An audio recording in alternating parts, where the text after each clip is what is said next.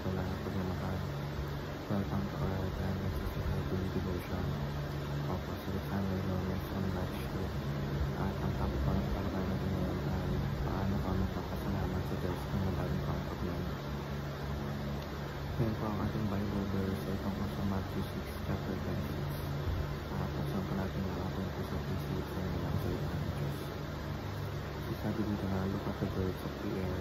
They neither sow nor gather into barns, and yet your heavenly Father feeds them. Are you not of more value than they? Tingnan mo ang mga ibon sa ipatawid. Hindi sila naghahasip o kumatatas, o nag-iimbak man sa mga kamali.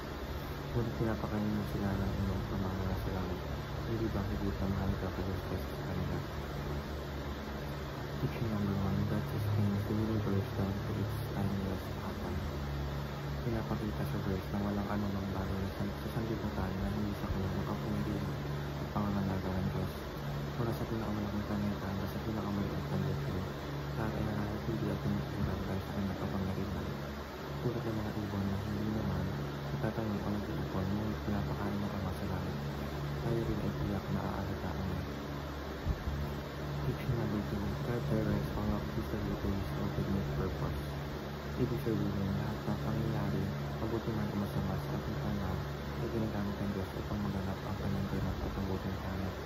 Walang nagaganap ang aksidente sa kanyang panahon, dahil bawat akbang na kasaysayan ang nagsaysay sa kanyang kalooban. Teaching number 3, God governs over the presence of evil. Pinamamahalaan ng Diyos ang presensya ng kasamaan. Kahit may kasamaan sa mundo, hindi na ito nangangagal na wala ng pagpalang Diyos.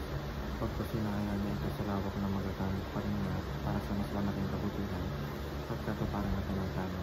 Tulad ng pagsubok na dumarating sa atin, maaaring ito ay magdulot ng pag-unlad sa ating pananampalataya at paglapit sa Kanya. Application number 1, glorify God for His providential care. Dapat ating purihin at pasalamatan siya hindi lamang kapag maganda ang kalagayan, kundi pati sa mga simpleng bagay tulad ng ating pagkain, hangin na ating langat at kaligtasan araw-araw. Lahat ay pagpatuloy ng kanyang patuloy na pag-aangatan. Application number 2, grow in God's sustaining grace daily. Lumago sa kanyang napapatuloy ng biyaya araw-araw. Hindi sa pagkakailangan lang ang kanyang pag-iingat. Kailangan din natin manatiling nakadepende sa kanya. Sa pamamagitan ng pananalig, pagbabasa ng salita ng Diyos at pagsunod sa kanyang panooban, mas lalo tayong lumalalim sa pagtitiwala sa kanya. Application number 3, give thanks to God in all circumstances.